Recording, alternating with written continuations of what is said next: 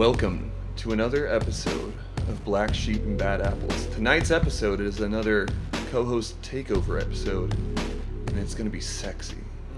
I'm your host, Lauren O'Brien, and before we get too deep into the graphic details of it, I want to introduce my co-hosts and my boys. I got Mr. Sam over here. What up? How you doing, baby? Hell yeah, and we got Mr. Joe across the way from me. Ow, ow. Ow. No, it's bow. You know what? Never mind. Ow, bow. Bow. Wow, wow. And speaking of Brown chicken, brown that cow. smooth and sexy, we're going to take it to our co-host, who's hosting tonight. Very sexually, Shawn Hill, producer man. Oh yeah. How you doing, baby? I'm doing very well, Lauren. Take that. I feel like I'm gonna talk in my sexy NPR voice all night. Take the Pop lead. Velvet. So do you want to tell us what we're doing tonight, Shawn? Well, we are gonna do our podcast on the history of pornography. Bow, wow. So this is also going to be the episode that I said to my mom for the first time. Oh yeah. I mean, it depends on how vulgar we get. We'll see how the night I plays already out. promised her, so no matter what, it's going out. So You promised her that we were going to send her a porno episode. No, a porno. Oh, not weird. Well, Wait, I mean, I might be wrong. I don't want to step on toes, but I don't think we're going to be watching porn tonight, correct, Shawn? I do not have any reference Okay, cool. videos for tonight. Would have been cool, though. I'm already Would've been- pantsless. I was Would have been a lot cooler. If you did. yeah. Especially because pornography works best on an audio medium. We all know that macaroni sound really just drives the audience wild. Also, it's about the music that you get to hear. Yeah. There's some That's why I don't creative. watch porn. For me, Listen it's to all porn. about the soundtracks. Yeah. Yeah. Volume 1 through I like 50. I like audio cues, like the ones for like visually impaired, where it's just like somebody just being like squish, squish, squish, sploosh, and like, I'm also imagining, like, for deaf people, because they sometimes do the audio descriptions, and they're like, man walks up behind woman, grabs breast. They begin making out. She touches his penis, but she doesn't know it's his penis. Oh, you're so big, older brother. Just shit like that. oh, where are Wow. we at today in I society? don't know. Archer. It's everywhere. You can't click a link without it going directly to something like that. It's always Yeah, you're there, definitely always going to run into, like, a lot of oddball shit in that search bar, I've noticed. Yeah. Or, like, the trending. Got to get your keywords right. Yeah. Yeah. Yeah. What is up with, like, porn keywords? It's like they're different than, like, Google keywords. You know a lot about somebody once you know someone's keywords. It's very It's a true. big thing. Very So true. keywords and safe words. That's two things That's we've it. learned tonight, guys. So, yeah, I guess we'll start this podcast off with Let's do it. safe ways to travel. Is Oh, I that thought we were all going to Yeah. give a safe word. when searching? Yeah. Walking's a pretty safe way to travel. I've also heard flight. As related to pornography. Oh. Well, I don't know that much about porn, so And that's by why I'm traveling, I mean surfing. Are we talking about bang And by- bus? Or Yeah, I got actually asked some questions by a few people that listen to the podcast, and they were like, "What's the podcast on tonight?" And I was like, "Oh, it's on the history of pornography." And they were like, "Ooh, are you gonna have a guest?" And I was like, "Yeah, I called up Bang Bros. They're bringing the casting couch." It also sounds like they were excited to possibly be a guest, which leads me into another question that we'll have that conversation off air. Yeah, it's save it for a break. Yeah, for sure. All right. Well, I guess just to start it off, if you're listening, and you do not want to hear about some explicit content Yep. on the following rest of this podcast, please change the channel now. It's also not for kids. Yeah, So- I definitely click the not made for kids on Yeah, the definitely upload. gotta do Adults only. oh, we could curse now? Holy fucking fuck sticks. Sweet. We'll be getting into the fucking, guys. Let him do his thing. All right, so we'll just start it off with a short definition to kind of make it the idea what pornography is in Yeah, general, and not just to establish Yeah, what we're just to doing. establish that. So know it when you see pornography, it. often shortened to porn, is the portrayal of sexual subject matter for the exclusive purpose of sexual arousal. Pornography may be presented in a variety of media, including magazines, animation, writing, film, video, and video games. The term does not include live exhibitions like sex shows or striptease. The primary subjects of present-day pornographic depictions are pornographic models who pose for still photographs and pornographic actors who engage in film sex acts.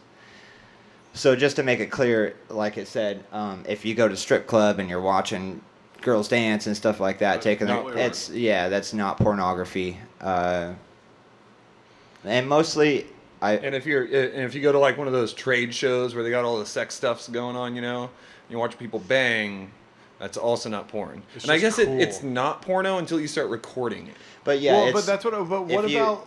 if it's something to take home, let's say, and use for the purpose of sexual arousal, then it's pornography. Yeah, okay. If you get a hooker and bring her over to your spot, that's not porno. pornography. That's What if it's Pornography on some level is voyeurism, but voyeurism is not necessarily pornography. There we yeah, are. yeah, exactly. But yeah. what about like media that makes you horny that wasn't directed to make you horny? That's called a fetish. That's a kink, fetish. Yeah, so we kink. definitely. I was having Eroticism.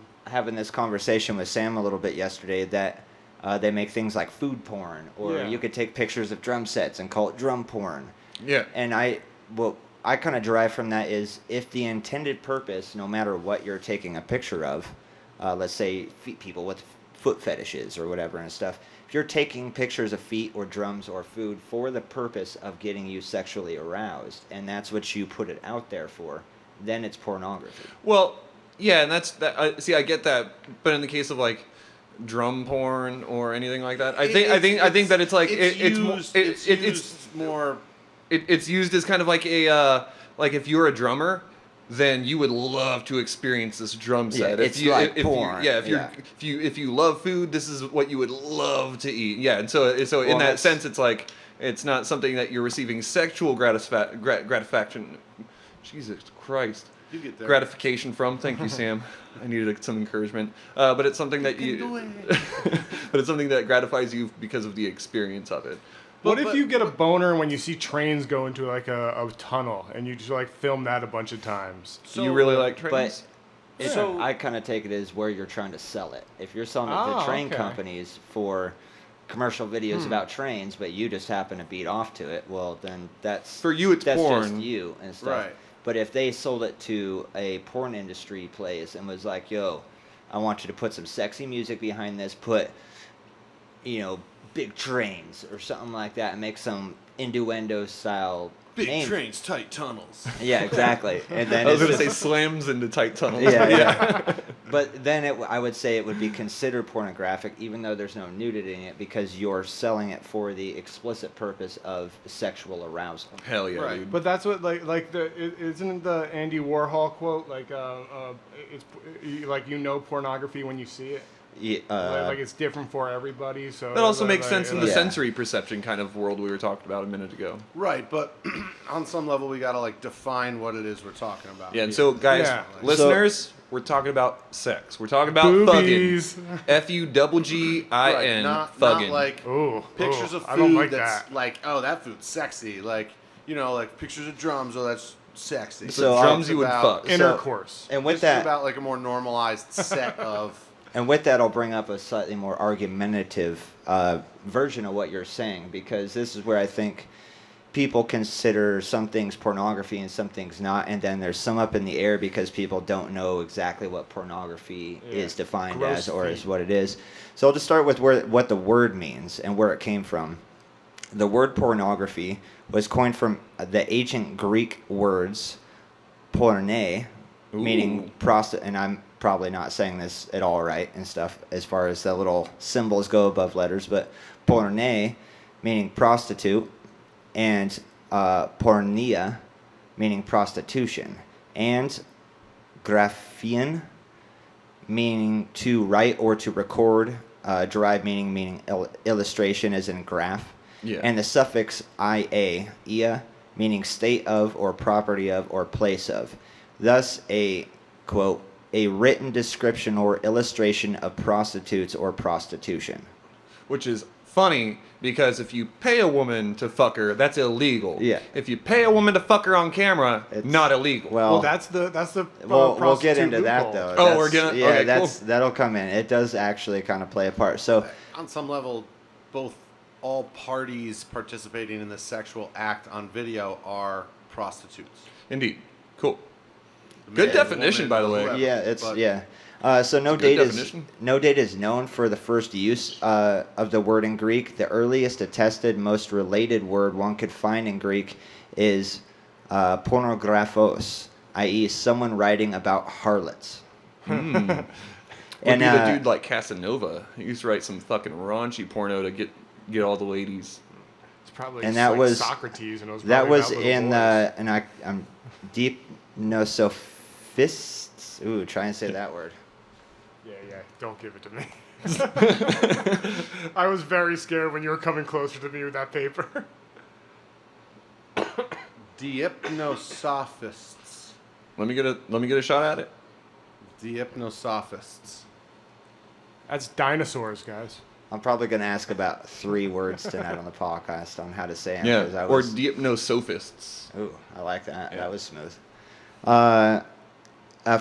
Of Athenas. So Deipnosophists of Athenas. Got it. Deipnosophists. The modern Greek word pornographia is a reborrowing of the French pornographie. Pornographie was in use in the French language during the 1800s. The word did not enter the English language as the familiar word until about 1857, God, I love the French. or as a French import in New Orleans in 1842. The Hell yeah. So you're telling me. So if I'm hearing correctly, the French people was just over there fucking. They were fucking a lot. They took a English strong- people went across the channel, were fucking, and then both those people went down to New Orleans, which is where we find our first instance of pornographia or whatever it's called. The And- word being publicly used in the Okay. English language kind of Cool. came out of the ports of New Orleans. It makes sense. Yeah, yeah. Yeah, when New Orleans are calling, you don't turn it down. Hell no. Well, the word was originally introduced by classical scholars as a bookish and therefore non-offensive term for writing about prostitutes. Oh. But its meaning was quickly expanded to include all forms of objectionable or obscene material in art and I literature. bet you it was the fucking Christians. I like to think of that first book as like the one where you could go through and find the prostitute that suits you best. Wait, it was like the It's yellow pages for Yeah, prostitution? yeah. Right? So as early as 1864, Webster's dictionary defined the word bluntly as a licentious painting. Licentious? Licentious? See if I'm saying that one right. A little sexy painting. Yeah, licentious? Yeah, maybe. Mr. Licentious. Sam? Like painting and Licentious sculptures, you sounds think? Because back in the day, they really liked Sure, to why make not? like Sure, why not? like genitals with like in sculptures a lot, and then they just kind of cut them all off.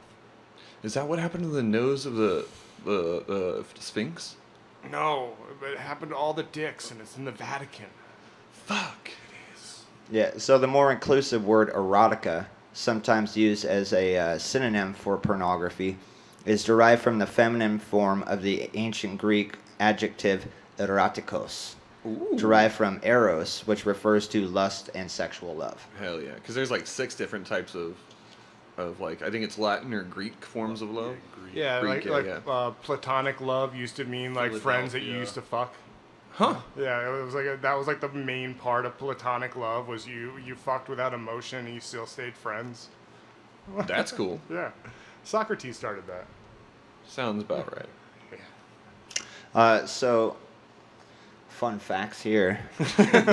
Just to I don't bring like it- to smile. We're gonna go back to some artifacts and stuff and a little bit, but just to get an idea of where the industry of porn is at now. So the porn industry is between 10 and 12 billion in the U.S. In 2006, the world pornography revenue was $97 billion.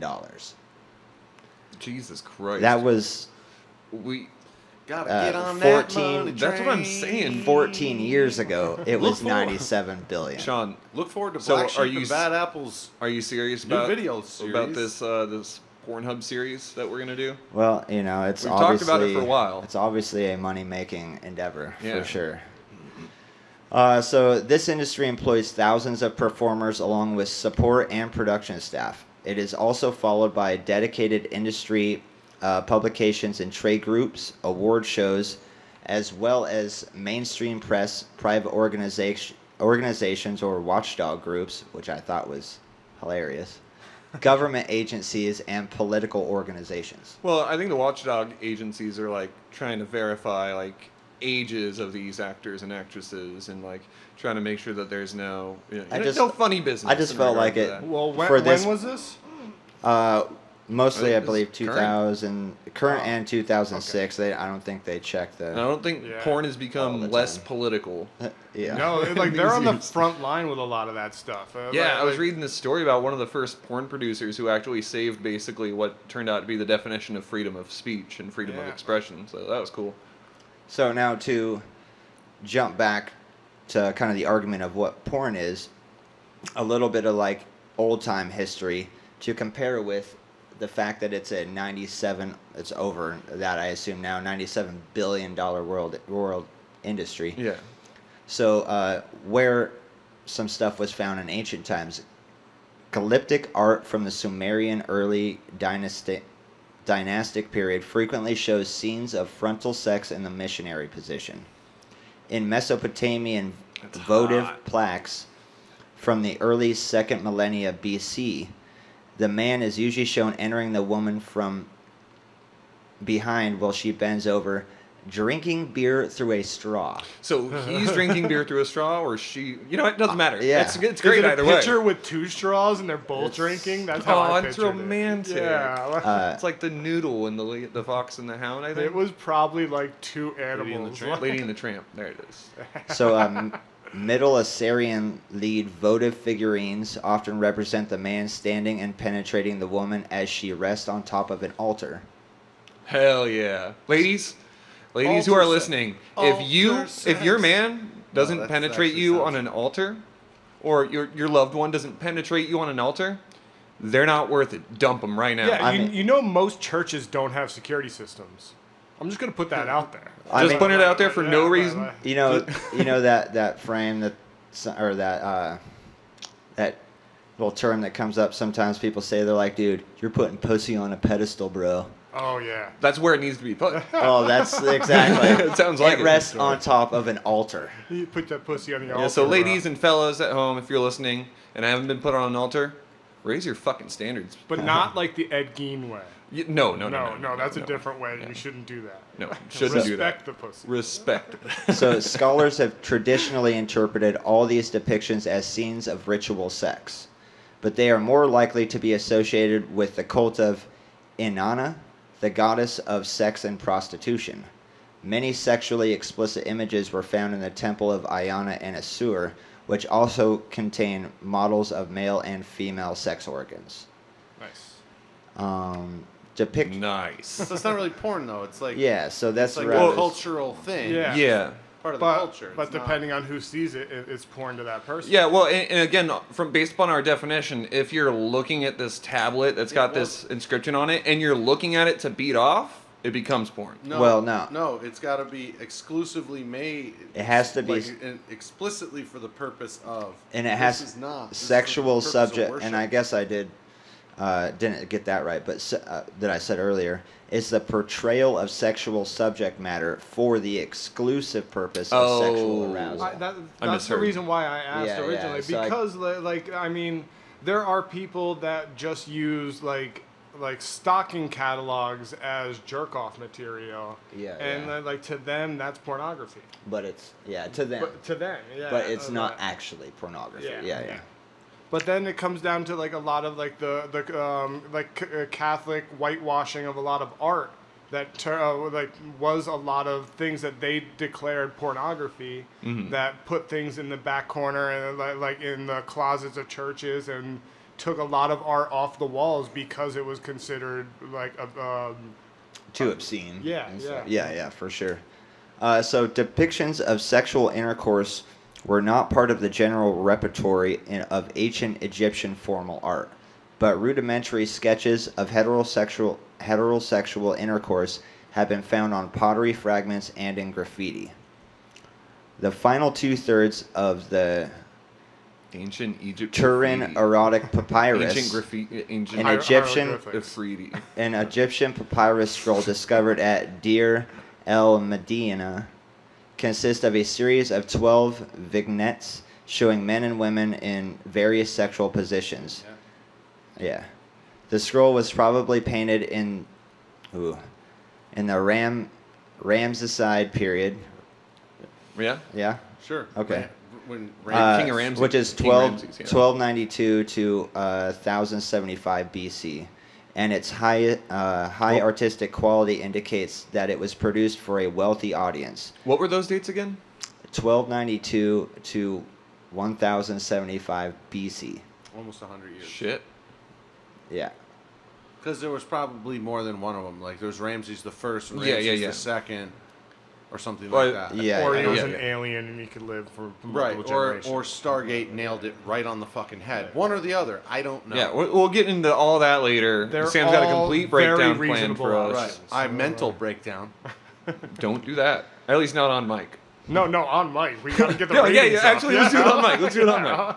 So, as we can see, for a long time, depictions of sexual nature have been portrayed, but they are up for argument on whether they were for use of creating erotic content for pleasure or just descriptions of history. A lot of what has been found from ancient times was on artifacts and scrolls or writings that most of the lower class didn't have access to. They were mostly for the higher classes, and most of the higher classes were proactive with prostitutes or having ritual sex activities. It's like, In see short, to say that when one needed some sort of erotic pleasure for whatever reason, they did not go to literature. They just called up the people that take care of those needs. Pornography, by definition, as stated before, is the portrayal of sexual subject matter for the exclusive purpose of sexual arousal. And So, any Yeah, I was gonna thoughts say, on- see that's why I think that maybe a clay tablet that is culturally important could still be, or it could still be a pornographic thing, simply because it seems like sex was not like, this is before all the Puritan bullshit. You know what I mean? So it might have been even more loose, and I don't know. I'm not gonna argue about if some dude from 6,000 years ago jerked off about a tablet or not, but Well, okay, think of this. Is the Kama Sutra porn? Yes. I don't think it is. It's like an It's instruction manual. yeah, it's an arguable. instruction You can't manual. jerk off to an instruction manual? No, you can. So it skirts the line. I mean, what you Just when I Using assembled jerking my off to last an lawnmower, IKEA. I ended up like, what you use for pornography purposes, oh, I'm gonna need and a what screwdriver. Oh, an Allen oh, this wrench. model car is so Flathead, hard. Phillips, Ooh. I'm gonna look at the Swedish version of it all. Ah, those Swedes. So with that in mind, I don't want to stick too long on the old ancient stuff because Yeah. a lot of that's up for question and argument on what the purpose of it was, and all we can do is kind of maybe have Right. our own opinion Right. on what that might be.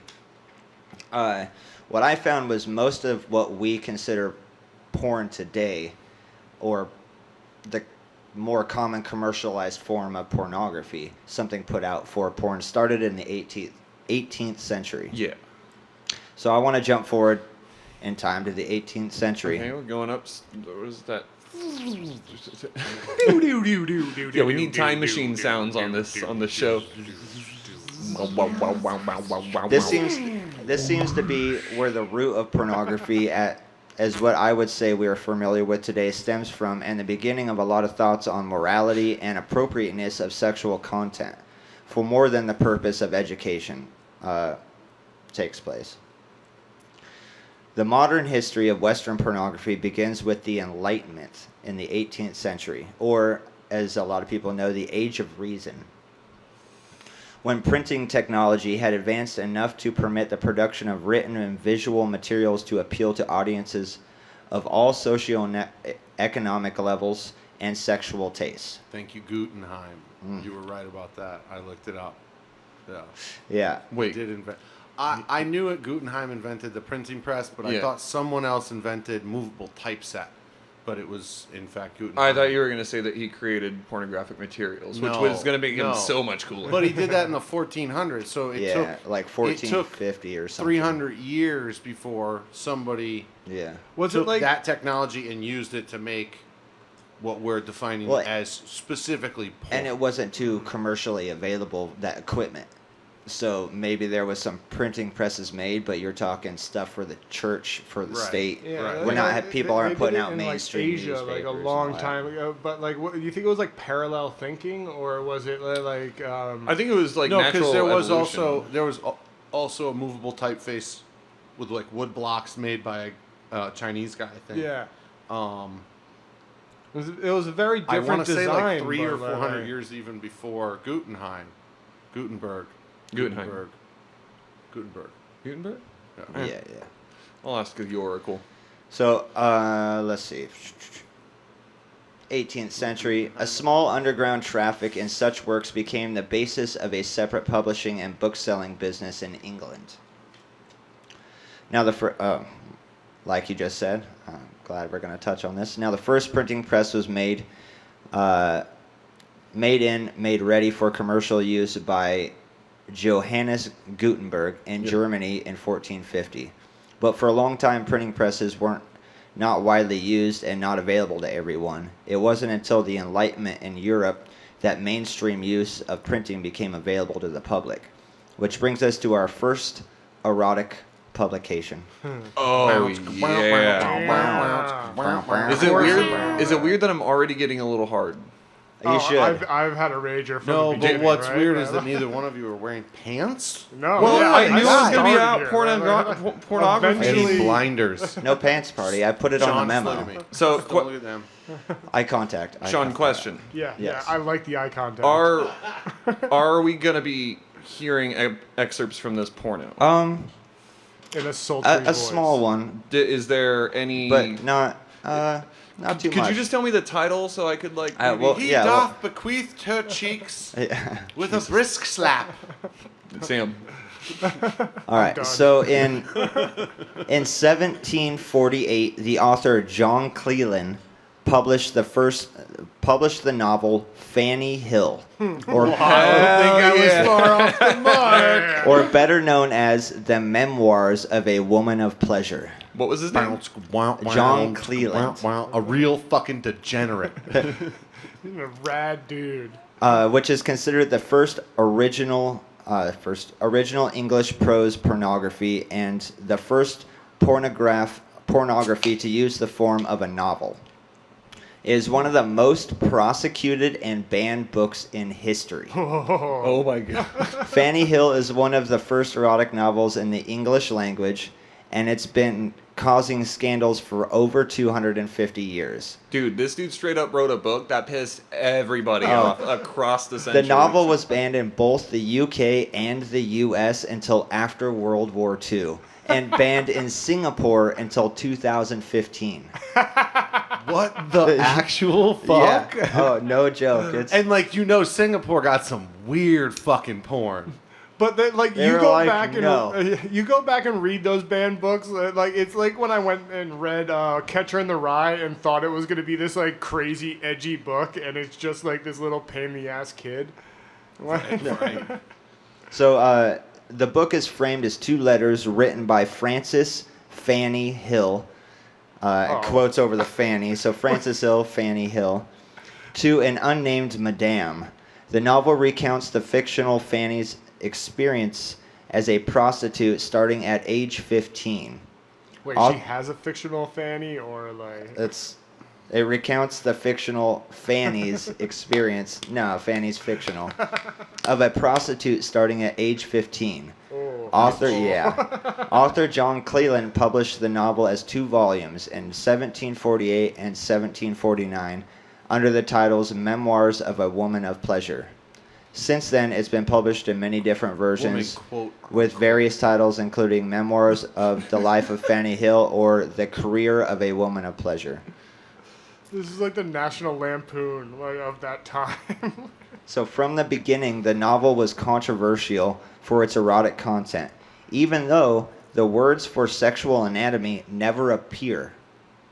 Cleland's blush-inducing metaphors like nethermouth I don't like that. I don't leave like that little at to all. the imagination. That's nethermouth. Vagina. Baby, show from me teeth. your nethermouth. Yeah. Any of you guys seen teeth before? Hard stuff. No, but I've heard about it. Yeah. It's. I love that this guy is. First of all, can we all just acknowledge how horny this dude must have been? Like, it's this is fan fiction. Yeah, it's the dawn of the Puritanism. Like, where'd you say he was from? England, I believe. Yeah, UK? yeah. Yeah, like he can't even look at a woman's ankle, and so he's got to sit here with all of his and like masturbating. They only thought you had so much jizz back then, so like you're gonna waste all your semen like jerking off. You know what I mean? Yeah, Kellogg's was out there just telling everyone if they keep jerking off, he was gonna cut off the tip of their dick. That's where the graham cracker came from, actually. And anyway, we're Kellogg's getting too far. cereal. No, from the graham cracker came because this dude who wanted to make basically the most godly bread that he could. Crackers. He made the graham cracker to keep people from sinning super hard, and so he invented the graham cracker to keep you from masturbating. Kellogg's cereal too. Yeah, Kellogg's cereal too. It's honestly a weird like trilogy story. If you like masturbating, eat some cereal. Keep you sin Or I'm free. gonna cut off the tip of your dick. Cold milk. Okay, yeah. We're getting far All right. off. So back to the novel here. From the beginning, the novel was controversial for its erotic content, even though the words. Oh yeah, I said all that. Yeah. Leaving little to the imagination. It was likely this aspect of the book, not Fanny's tender age, that motivated British officials to arrest Cleland and his publisher in 1749. Well, back then she should have had 2 kids by then. So, as soon as he put out the second volume of it, they arrested him immediately. No, I know. And anybody want to guess what he got arrested for? Minus Sam, because he knows. I won't say nothing. So ridiculous. I want to say that it's one of 2 things. One, basically blaspheming against the church or offending them in some way. Or 2, possibly corrupting young minds with sin. Maybe a combination of the 2. I have no idea. I know it's gonna be something dumb. So yeah, you were close on that. Yeah, pretty spot on. For corrupting the king's subjects. Oh. Not just anybody, the king's subjects. Oh, right, because the king owns everybody. Well, yeah. Now you got royal beef. Yeah. Now the Right. king's mad at you. You're screwing with my peoples? You making my people horny? How dare ye? My dick don't I'd work 'cause rather I'm see inbred. everyone in a crowd watch him get his head chopped off and get a boner from that. Priapism. So, with that book, at about the same time, erotic graphic art began to be widely produced in Paris, eventually coming to be known in the Anglophone world as French postcards. Oh yeah. Again, So the French are so fucking. They just Baby, you looking like a French postcard. Ooh, Ow. that is just get maced immediately. so apart maybe from not though. Apart from its sexual element, pornography became a powerful vehicle for social and political protest.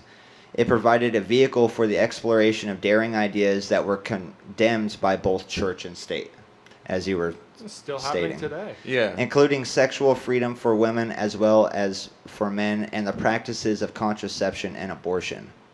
Much pornography also focused on the misdeeds of royals and aristocrats, thereby contributing to the discrediting of the elites of Europe. Have we thought about doing that with anybody in current office? Have we thought about giving porn a medal? Really? Yes. Yeah. Yeah, we should. I wonder if it like the right Nobel away, like the because we Nobel talk- Peace Prize, but it's like the we- pornography we sort Peace of Prize touched or when something. We were talking about this yesterday, and it's been like sticking in my You know head. how many just more how much, mass how much shootings we there would be? owe to porn, like leading the way on things like what you're just talking about right there, and like. Well, and I think a part of that is like the counterculturalism that comes with doing something risque and taboo, you know what I mean? And so like in regards to like the king's subjects, the king's subjects were all supposed to be the same religion, which is basically Christian or Catholic at the time. It doesn't fucking matter. And so by like introducing this stuff, essentially you're being you're being antithetical to the church, which the king has to back the church. He has to be like at that time, I think in England the king was the head of the church. That's right. That's why there's the Protestants. Yeah. And or something.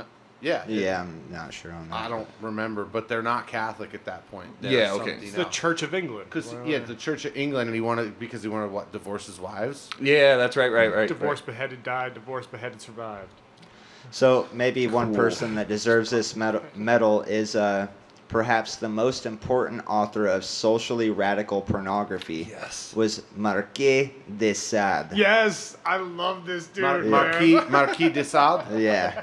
Marquis de Sade. Like I want to fuck Marquis. him. Like his name is sexy. Whose books, notably Justine in 1791, combined orgiastic scenes with long philosophical debates on the evils of property and traditional social hierarchy. Oh shit! Yeah. So he was like, "I'm fucking."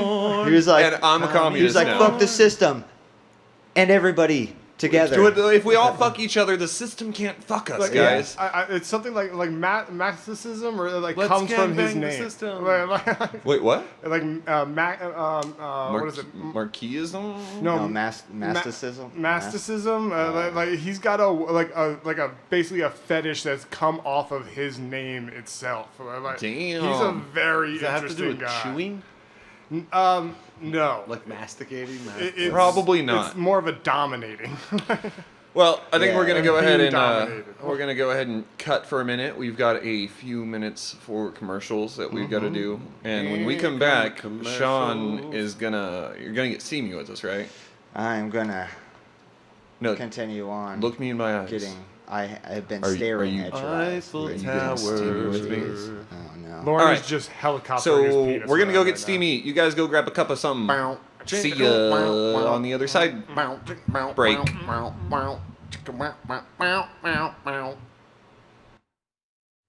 This podcast was brought to you by Fourth Corner, supporting independent entertainment, music, and no pants parties in the Trinity County area since 2016. Mary and Antoinette's Exotic Sweetbread Bakery and Butcher Shop. We've been open on and off since Mom went to prison. Starting as a household necessity, we converted that into a business where we strive to serve some of the finest and most exotic meats that there are, including capybara, cassowary, hyena, and starfish. Also available, fresh baked breads hand-delivered daily between the hours of 3 and 5 from Ma's Prison Kitchen. Daily sweetbread specials include sea pig sweetbread, alligator sweetbread, albatross sweetbread, and occasionally long pig. Located in the Whispering Pines Trailer Park Food Court off of Highway 76, Bill Street, exit 47, left at the Texaco, then a right a half a mile past the Bill Murray Memorial Park next to the bridge. If you hit the clam, you've gone too far. Brought to you by Toxic Positivity. We all have that friend who needs a hand every now and again. Sometimes we are that friend. When you're out at a burger place and you forget your wallet, it's nice to have somebody to offer help during that social situation. But we've all had someone take advantage of that kindness.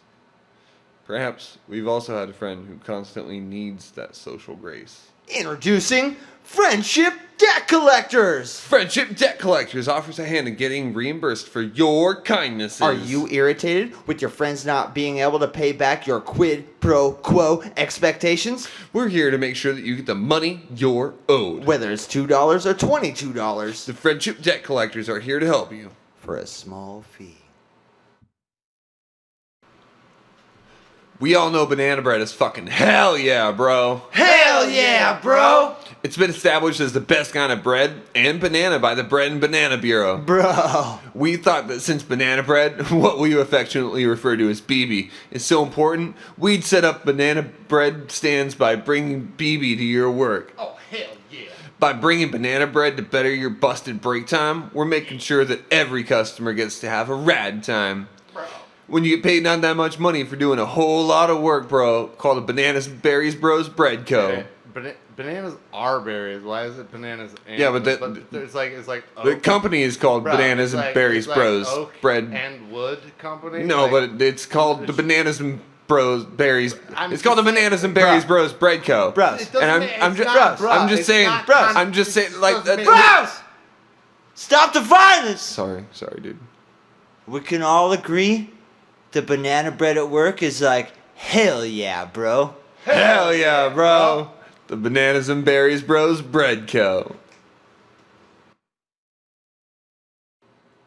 And now, back to the Black Sheep and Bad Apples podcast. All right, guys, and we are getting back into it. You ready to get horny? Well, are you ready to make us horny, Shawn? I'm so horny. Well, how horny do you think our listeners are? So horny. I think. Leave a comment about how horny you are. All right, so the last part we talked about was kind of where I think pornography rooted from and really started getting popular was in the 1700s. With literature. With literature. There was really nothing else. There was, nothing else going on besides being able to write a book. So. You think there was like a black market, like an underground, like? There was, and I was gonna mention that there is, if I can find. For that where fanny. I wrote this real quick. Oh, Shawn, stop showing us that. Jeez. Well, he just has it written on his naked body, so he has to look around to find the different parts. I really wish you hadn't written your script on your stomach. So small. Oh, in London there was the very popular strip, which I'll get to a little bit later, called Hollywood Street, or Hollywell Street. Sorry, not Hollywood. Hollywell Street, and it's a long vanished London thoroughfare. Swept away by the Aldwych, but it literally was like 50 bookstores and like a bunch of stuff, and the main way they made money on that avenue of bookstores and stuff was selling illicit pornographic material. Like under the table sales. They were like, yo, what you got behind the counter? And they were like, well, imagine, check this out, menage a trois. Yeah, imagine like the straight from France. Imagine the American porn market in Japan. Well, so they have to blur the genitalia. Yeah, that's crazy. But like only when it's only when they're touching, I think. I don't know the rules, but yeah. I don't know. Imagine that market of American porn. So I do want to jump ahead a little bit from the 1700s. It's like there's something wrong down there. So we're going to go up to 1826. So now we're going to jump into the 1800s. Is when the world's first photograph was made in a camera. Was taken by Joseph. You're welcome. Nicephore Nip. We got it. Nips. Something like that. Yeah. So his name is Joey Nips. Was Nips. Joey Nips. Hey, wasn't that your name in high school? Yeah, it was. Hey, you guys want to try taking pictures of people on the corner? Do you guys want to try to help me out with my new picture camera? So, and this is never it's like a painting, but instantaneous. So, right when the first photograph was ever made. Right after that, by the time the Queen Victoria came to the throne in Great Britain in 1837, so 11 years later, there were more than 50 pornographic shops on Hollywell Street, known as Booksellers Row in London. God damn. And they were all looking for like an upskirt shirt shot. I wonder if they did it like those guns in like action movies where they're like, "This is all the guns that I have," like Men in Black, and he's like, "No, show me the actual guns." And everything folds backwards, and there's like hidden doors in the porn room. Goes and hits the close sign on the front. Yeah, it's like, all right, locks the door. Goes from 1X to 2X, and then you're like, "Well, show me the real stuff," and then it goes to 3Xs. Yeah. You're like, "Oh, give me that." So go back to 2. Go back to 2. Pornography continued to flourish during the Victorian age in Britain and in the United States, despite or perhaps because of the taboos on sexual topics that were characteristic of the era. In 1839, Louis Daguerre presented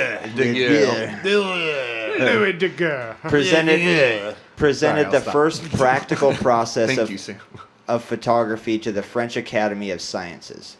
So, since the first photograph, 13 years later or something like that? That is super cool, too, because we often forget that just a camera is a part of science. Yeah. Yeah. It's super weird. Unlike and earlier, it took so long to take a picture. Yeah, we take it for granted. unlike earlier photographic methods, his daguerreotypes. You're probably saying that wrong. Yeah. It's his name with O types. Has a stunning quality and detail and did not fade with time. Artists adopted the new technology as new ways to depict the nude form, which in practice was the feminine form. So this was just 13 years later. Yeah. Jeez. This is when they started making photography a practical process, but then it was used for depicting the feminine form for the Science Academy. Oh, so what you're saying is science invented it and then they used it in their colleges because it was basically the first X-ray where they're like, we can take a photo of this thing and now we have it and can do all these things, but we also can analyze it. Thomas Edison's crazy roommate was definitely taking the camera and taking pictures of girls that would come over and stuff. Yeah. So there was a lot of this was published. How do you pay for the development process? Yeah. So this is where. In doing so, at least initially, they tried to follow the styles and traditions of the art form. Traditionally, the Académie was a nude study done by a painter to master the female or male form. Each had to be registered with the French government and approved, or they could not be sold. So nude photographs were being registered as Académie and marked as aids to painters. However, the realism of a photograph as opposed to the idealism of a painting made many of these intrinsically erotic. Right. So now you're getting real representation instead of a painting representation, which changed the idea of painting a woman or male nude to taking a photo, which was just to help out so you didn't have to hire a model to sit there for a long time. You could have a picture to look at. Now it became, but nobody is going to worry about how I look at this picture. I'm alone in my painting studio. And also my little paintbrush. And I guess it'd be the difference between masturbating to a photo of Riley Reid versus somebody's painting of Riley Reid. Yeah.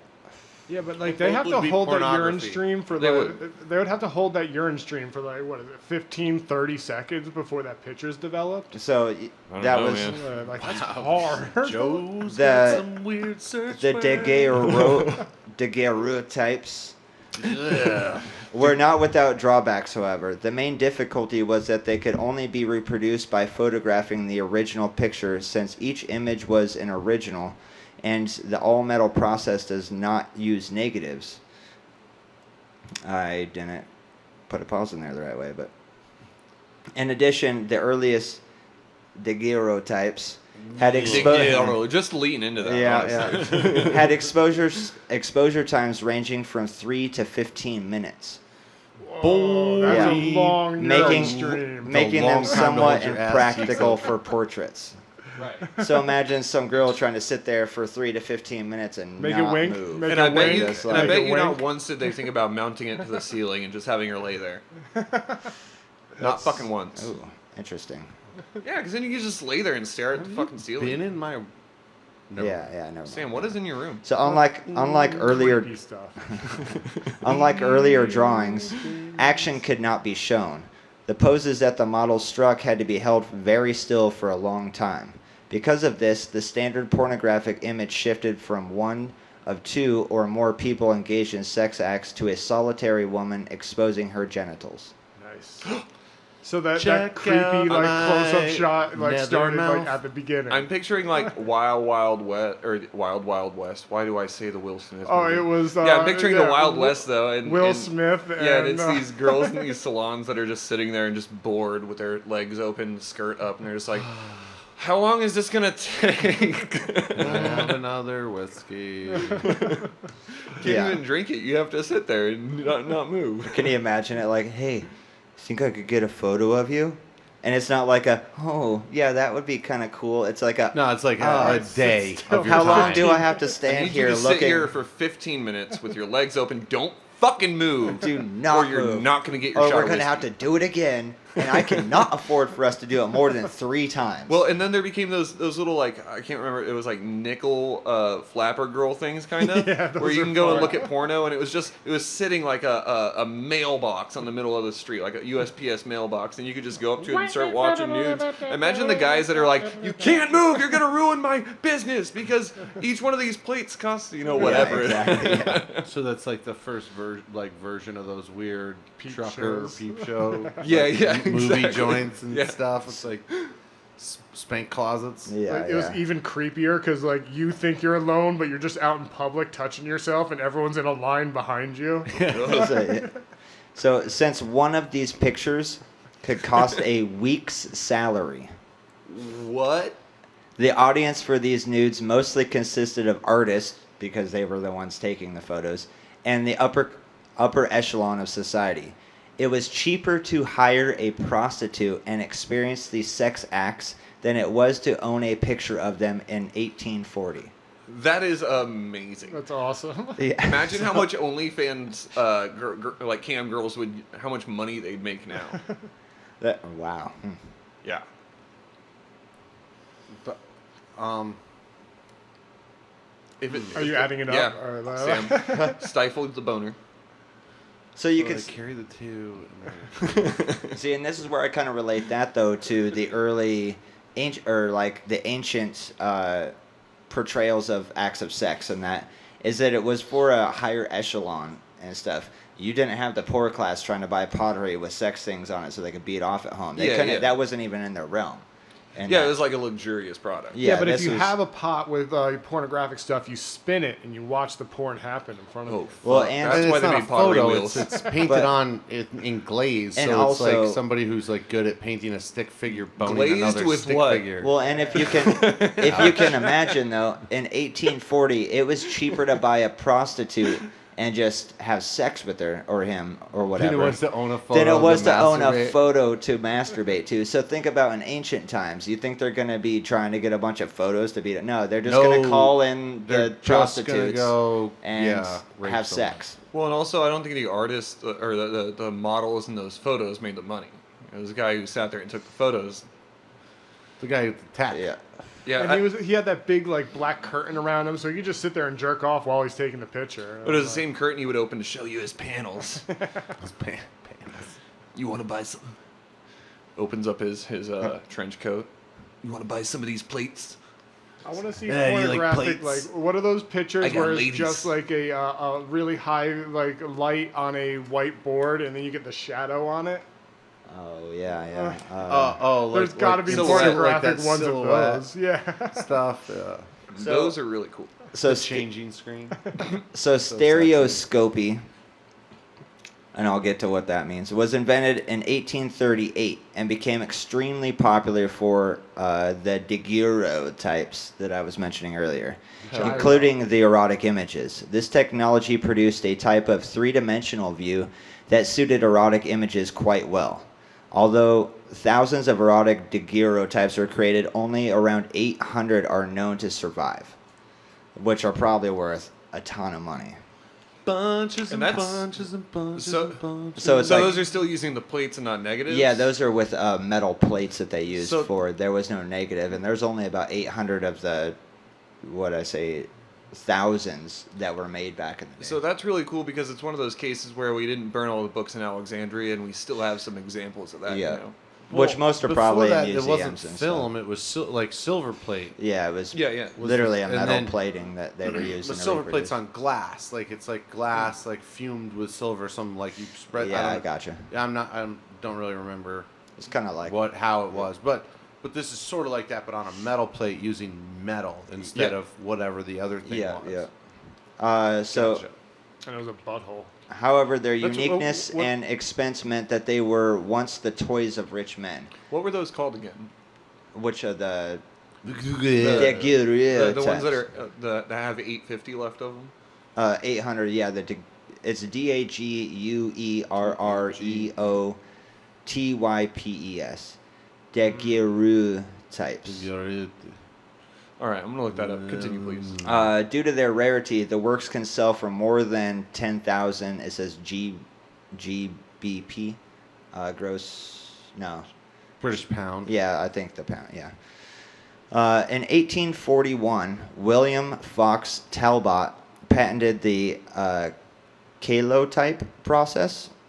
Calotype process, the first negative-positive process, making possible multiple copies. Right. So before that, they couldn't really even copy a photo. There was really just like a photo. It took way too much to make. You made the photo directly on the thing that became the thing that's on the wall. Yeah.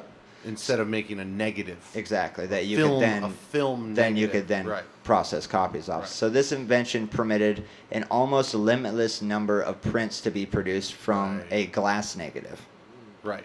Oh yeah, for sure. This is all on. They didn't have plastics yet. Yeah. So also the reduction in exposure time made a true mass market for pornographic pictures possible.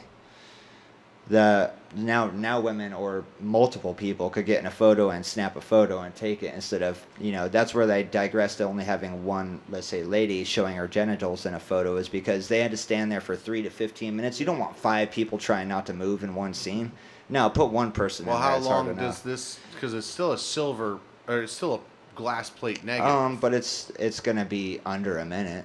Not for nothing, I'm looking at some of these daguerreotypes, which I'll pass around. These are actually very gorgeous photos. A lot of them are just... some of them on the page that I'm looking at, it's Getty Images 59 daguerreotypes. Some of them I think are paintings, but I'm going to go ahead and pass these around, and Getty Images has been around forever. So it's amazing. They're fucking gorgeous pieces of art. So this technology, which was made in 1841, not even 20 years after the very first photo was even taken, the technology was immediately employed to reproduce nude prints. Like, immediately. They were like, oh, shit, now we can do it. Boom. And so just went for it. We can do this, but faster? This is the start of, technology being on the forefront of pornography. Yeah, exactly. Yeah. So Paris soon became the center of this trade. Once again, France was just like, and that's ours. We got And again, we may... what are you laughing at? This one here where there's one chick combing another chick's bush. Oh, yeah. But, and so, we can say what we want to about the French, who were actually incredibly brave fighting. But, you gotta admire them for their fucking. You can say what you want to about their fighting, but they can fuck. So here was, in 1848, only 13 photography studios existed in Paris. 1848? 13, yeah, in 1848. So 7 years after they made the first negative-positive process, there became 13 photography studios in Paris. By 1860, there were over 400. Most of them profited, like I was telling you, the bookstore and that, because it's the same. Booksellers Row now became the photography row. Yeah. They went from books to photography. Most of them profited by selling illicit pornography to the masses who could now afford it. Because now the common man can get pornography on a reasonable rate. Hey, Jack. So they're like, you like photos? It's just you like photos? And not for nothing, again, those photos are a lot hotter than a lot of our modern standards of what it is to be a hot model. And then it became a popular thing, though, too, for Paris. Now, kind of like when people go to Vegas because of tourist attractions, somebody's like, oh, did you go to Vegas? You're like, I went to Vegas. They're like, dude. Did you see an adult show? Did you see some? Yeah. Right. That was a thing. It was almost like you went to Paris, the sexy city. And that must explain a lot of where, the whole, Europeans are free with their bodies thing comes along. These pictures were on the beach. These pictures were also sold, for real. Sold. Free the nip. These pictures were also sold near train stations by traveling salesmen and women in the streets who hid them under their dresses. Hey, so now it was check out this photo. They were often produced in sets of 4, 8, or 12 and exported internationally, mainly to England and the United States. Where everybody's prudish. Both the models and the photographers were commonly from the working class, and the artistic model excuse was increasingly hard to use. Well, yeah. So by that time, like the girls that were like, I'm just an artistic model, they're like, no, you take nudie photos. Yeah. No, it was more like the upper crust was like, these women aren't hot. I want to see smaller titties, bigger stomachs. Like, what the fuck is going on here? So these are normal people. Look at their clothes. So how I was rich, saying, fat people. In France, that they registered all these photos had to be registered and approved by the government in France and by the academy and stuff, because they were kind of part of the science and arts department and stuff. By 1855, so almost 30 years, like 29 years later, no more photographic nudes were being registered as academy, and the business had gone underground to escape prosecution. Prostitution. I heard you almost say that. To escape prosecution. So as soon as photos were made, less than 30 years later, they were like, yeah, fuck registering this shit. Like, that was stupid. We just want nude photos. Like, we ain't gonna approve my nude photo? No, they're not gonna approve it. Just go underground. And they're like, fuck the middleman. And they're selling them in the streets like drugs. Hell yeah. It became OnlyFans. Yeah. So I bet a lot of people got busted for porn and drugs back in the day because they were like the original OGs, you know what I mean? Drugs were totally fine. Oh, that's right. Yeah, remind me when we started having a problem with drugs? It was pretty far back, right? Oh, forever 50s, 60s? we've been using drugs. I think we covered No, when we started having a caffeine thing. problem with it. Like legally when drugs it's becomes very illegal? recently. It's very recent. Right. Yeah. I was trying to make a joke. 20th century, really. Exactly it. Fentanyl. And nudies, from what it sounds like. Yeah. So the Victorian pornographic tradition in the UK had three main elements: French photographs, erotic prints sold in shops in Holywell Street, Holywell, and printed literature. The ability to reproduce photographs in bulk assisted the rise of the new business individual, the porn dealer. Now you could be a porn dealer. Yeah. What do you do for a living? Oh, I'm a porn dealer. So I sell drugs. I do rock and roll. I'm into porn. Question. Whoa, really sketch, bro. Larry Flint. Oh, damn. So, he's a real criminal. They called them porn dealers back then? I don't have I'm just assuming that was the street name because they short. Well, because it was called pornography. Well, and I know around the same time that they had like brothels and stuff, and I can't remember what their names were. Howlers, I think they were called, and they would employ like 6 to 12-year-old kids to stand outside of these like prostitution houses, and again, I think they're called howlers or something like that. And they were literally just the kid that you see in like 1930s Boston. He's like fucking Newsy. Yeah, exactly. Christian like Bale and Newsies. Extra, read all about it. He is a new thing that's going on. But they were doing that with like, hey, we got extra price. Like, these prostitutes are real nice and this and that. We got whores. So I was wondering if they weren't that progressive. Yeah, so I was wondering if there was like a term for it, but obviously. Well, and that's like the French coined the term pornographie. Mm-hmm. And that's like, and it was imported into the U.S. We picked it up from France. So a porn dealer, you're still a dealer, whatever the French word is for dealer. But they'd be like, porn a dealer. Like, they just shortened the main word into porn. And so I would say it is like they were probably a porn dealer. Porn dealer, yeah. That's kind of what I'm thinking too. Many of these dealers took advantage of the postal system to send out photographic cards in plain wrapping to their subscribers. Therefore, so they were. The Postal Service has been fucking up forever.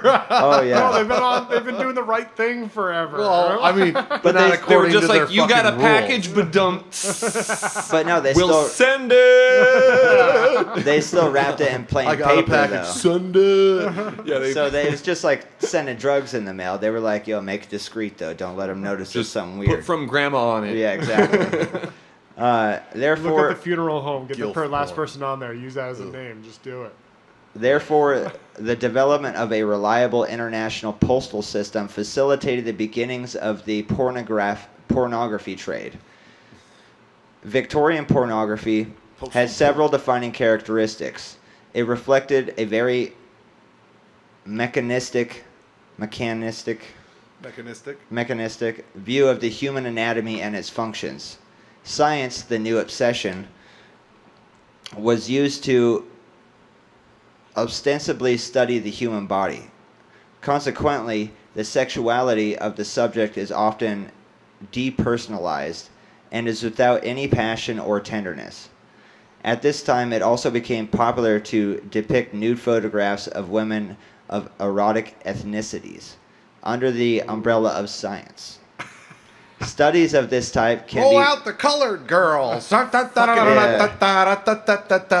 racist. I have some National Geographic. Studies of this type can be found in the work of Edouard Muybridge. Although he photographed both men and women, the women were often given props like market baskets and fishing poles, making the images of women thinly disguised erotica. Parallel to the British printing history, photographers and printers in France frequently turned to the medium of postcards, producing great numbers of them. Such cards came to be known in the U.S. as French postcards. Because they were literally postcard sized. They were postcard sized things you could mail in that, but sold as postcards, but it was the only way you could really kind of get away with making erotic content that you could sell out to the public. Right. And it's easy to stuff an envelope with then, 5 of these things. Considering people are like, I just went to Paris, and they send back a postcard because it's the only place you're going to be able to buy nudes, like going to Amsterdam to buy weed in a shop. They're like, I went to Paris. Look, I bought a real print of a nude woman. Look at what I bought. John. Mail. And the U.S. postal, or not the U.S., but the international postal system was becoming like a thing that was it was blossoming at the same time. So nudes and the what year is this at this time? And porn was funding it all. Porn and science saved this was humanity. Like the 1840s. This was the 1840s? Yeah. Oh, okay. Nice. Jesus, because I'm just wondering. Or right, it's like a little bit 40s, after like 40s to 60s is pretty much where it was, because that's where in 55 no more photographic nudes were being registered as Academy work. Yeah, in that. And so I'm imagining this because I'm thinking about all the wars that were fought between like the 1850s and like even still now, and we've got these you see in those war movies where the guy takes his helmet off and in his helmet is like the photo of his wife, but then there's also like the standard of most military dudes also having like nudies and like playing cards that have tits on them. Yeah, pinup girls and stuff like that. So I'm just wondering. Pen when you hit the button, the USO girls. Yeah, so my curiosity was just kind of how this all like tied into it, like how the eras tied into it and stuff like that. Yeah, for sure. I'm not sure on the war. I was thinking that myself. I was like, oh man, I wonder what wartime era was happening, or what the tourist economy was like at that time as far as traveling goes, and how Paris was as like a popular city to go to, and France and all that type of stuff. Well, yeah, it's very wealthy toured. Yeah, and it sounds like as the technology developed, so did the ability to now have these little nudies be put on postcards. So like maybe I would even maybe bump this up to like the 1870s, 80s. Maybe even 1890s, you know what I mean? Because I know that in the 1900s was when we started having like the parlors, and even before this was when we had all the parlors really. But it was kind of moving up towards like the transition between like parlors and those little coin machines that I was talking about earlier with the nudes in them. To now there was like actual magazines and things starting to be produced like in the 1900s and stuff. So again, I'm just trying to figure out where exactly this is all fitting. Yeah. So I'm going to jump. We mentioned in 1855 that they weren't registering. Civil War action going on. They weren't registering photos in France anymore, the nude photos and stuff. So everything more or less just open. Everybody said, "Fuck it, we got photos. We're taking them. We're selling them. We're marketing them." Yeah. So the world's first law criminalizing pornography. Here we go. Was the English Obscene Publications Act in 1857, of course it was, enacting at the urging of the Society for the Suppression of Vice. So 2 years later, the suppression of vice. So 2 years after, they were like, we need to put a law into act on, like this shit's getting out of control. Yeah, this is 2 years after Daguerre starts doing his thing, right? Oh no, well 2 years now. So the first photo was in 1826 and then all the nude photos had to be registered with the as Academy work and stuff. By 1855, no longer was anybody registering them because the process of making photos became streamlined. It took 31 years for a law to form. Yeah, so yeah. And we had a good run, and of course the British did it too. They're like, oh, I don't want to see the working class. Yeah. So the act, which Lords was up in arms about it. So the act, which applied to the United Kingdom and Ireland, made the sale of obscene material a statutory offense, giving the courts power to seize and destroy offending material. The American equivalent was the Comstock Act of 1873. So we took a little while to catch up. Yeah, we were like, we'll wait for a little bit. Which made it illegal, and this is the interesting part, which made it illegal to send any obscene, lewd, and or lascivious materials through the mail. Oh. So you could have them, you just couldn't mail them. They were like, no, bring them yourself somewhere by train. You want to make your own photo and keep it to yourself, whatever, but don't be selling that shit. I like to think truckers kept it alive. I like to think of like the character from Red Dead Redemption and carriages. I like to think of the character from like Red Dead Redemption where he's just riding throughout the Wild West, but I like to think of him as like just your like also like the just your stereotypical just your stereotypical like John Wayne. But instead of like coming to town and bringing his guns and like saving people, he's coming to town with his porn. And he's just got like a trench coat with booklets, and all these booklets have like 10 duplicates of it. And he comes to town and he's like, "Yeah, I want to see my wares. Come out to the brothel tonight. I'll show you what I got." Is that your best John Wayne? That's my best John Wayne. That was interesting. No, yeah, and it's just funny to think about the cowboy hero that was just a porn dealer. I guess is the point that I'm trying to get to. So the English Act did not apply to Scotland, where the common law continued to apply. However, neither the English nor the United States Act defined what was constituted as obscene, leaving this up for the courts to determine. So there was a law made about it, but there was no definition of what obscene material was unless the court deemed it offensive. They had to do it in the courtroom. Yeah, it had to be in the court. Before the English Act, the publication of obscene material was treated as a common law misdemeanor, and effectively prosecuting authors and publishers was difficult even in cases where the material was clearly intended as pornography. Although 19th century legislation eventually outlawed the publication, retail, and trafficking of certain writings and images regarded as pornographic, and would order the destruction of shop and warehouse stock meant for sale, the private possession of and viewing of some forms of pornography was not made an offense until the 20th century. So I just imagine all these like Prohibition era style, like busting open the whiskey barrels, but they're going in and like taking out all the fucking like all the porn and burning it. And they're burning books. Yeah, right. Like, did you burn all the liquor? Just about all of it. Wink. Well, and you don't think that they use that to be like, hey, the Kama Sutra? No, that's porn. Put it in the pile. Oh yeah, there was definitely like racism involved in it too. But I also like, you can clearly see the fucking progression. They were like, no fucking porn, and then they were like, no drinking, and then they were like, and also no drugs. And it's like they were just like, let's nix all the vices now. Like, exactly. We'll go at them decades away from each other. No prostitution. Yeah, and like, it's kind of like Sharjah law. You guys have to have your own water fountain. Like, it's crazy to see like this chain of we said when the English Obscene Publications Act in 1857 enacted, at the urging of the Society for the Suppression of Vice. That's the name of the suppression group. Of vice, yeah. The Society for the Suppression of Vice. Sounds there like was a a group fucking meant group to suppress vices. That P-word feller, what's his name? Shapiro. Ben Shapiro.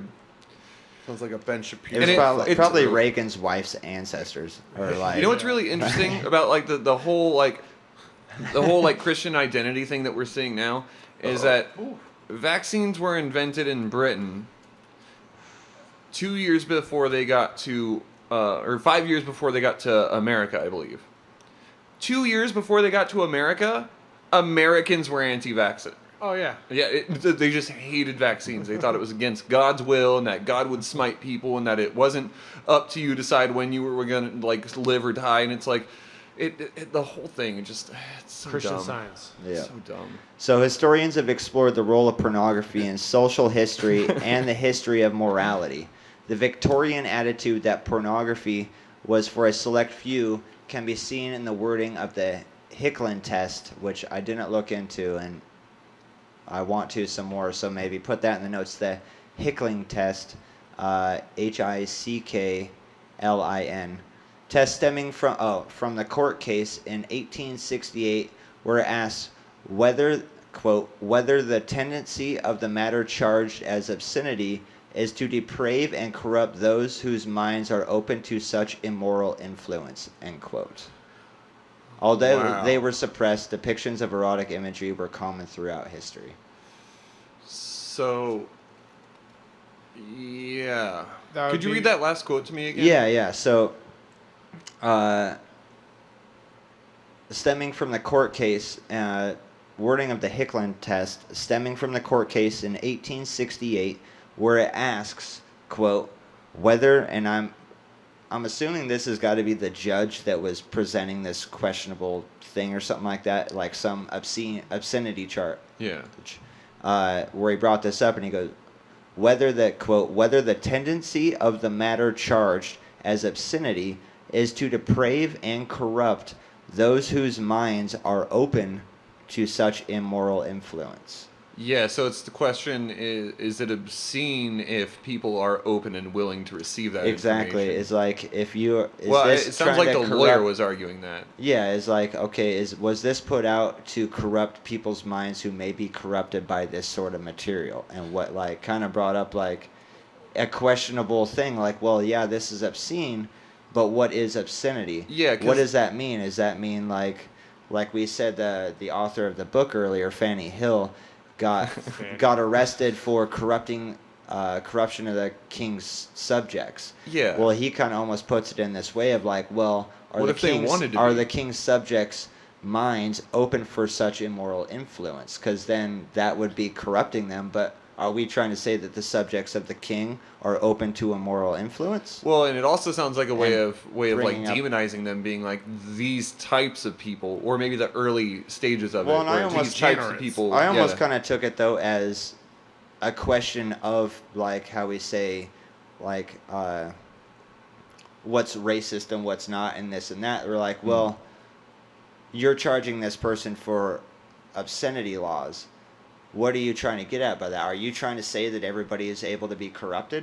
What are you trying to say people are like? Yeah. And that almost brings up a question is like, well, so if you look at porn, that means you're open to immoral influences? Is that what you're saying the general public is? Because now we have to define what that means. I was trying to look on the other side of all this. And to me, that you look at like the ROTC. And like that to me is the other side. You're like, to me that's corrupting youth and starting young, and like I feel like that would be the same type of argument. Mm-hmm. It would be the same thing. You're corrupting someone when they're too young to like know what they're actually talking about. Which is very argumentable and stuff based on it's almost circumstance per circumstance or person per person, if you will, type of deal. Can you be brainwashed? Can you be brainwashed? Well, it's like. They're looking at pornography almost in the same way. Yeah. The answer is yes. Anybody can be brainwashed. Well, anybody can be corrupted by something. Yeah. So, listeners, we need you to understand two things. One, anybody can be brainwashed, and it is super easy. So, always try to contradict your own opinions and thoughts. The second thing we want to let you guys know is that we're going to go to break.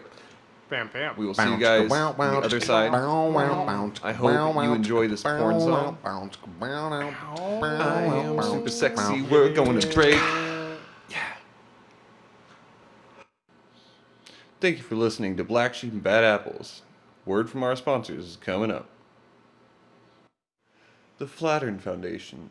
Check out why Saturn is flat at theflatternfoundation.edu. The United Antifa Calamari Liberation Front. Visit us at uaclf.inc. Mechanics Anonymous, fixing your bad habits since 1993.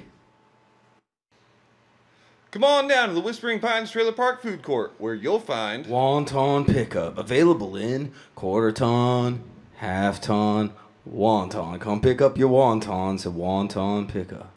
Or come visit me down here at Pickin' Pulled Pork. Whether you need some carbs or a carburetor, we got it here at Pickin' Pulled Pork. Or Sid's Seafood and Shake Shack in the driveway next to Dave's place, Unit 347.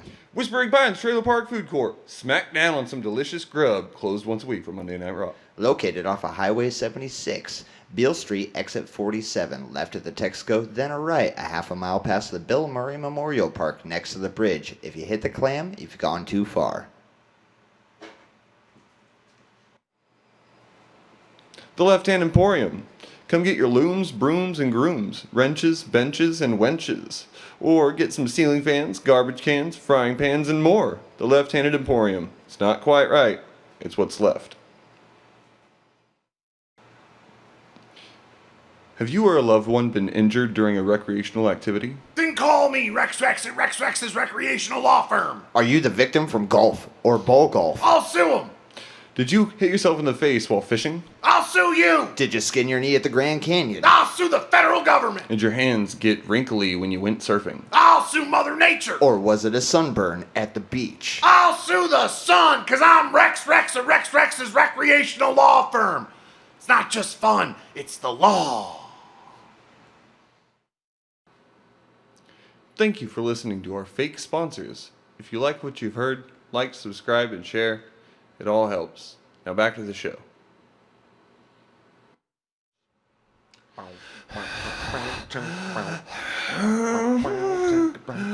We're back. Oh, yeah. We're back. Sorry.